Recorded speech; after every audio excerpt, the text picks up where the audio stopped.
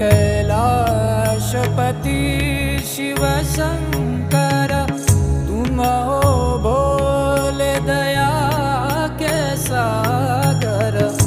दूर करो सब दुख हमारे, दूर करो सब दुख हमारे।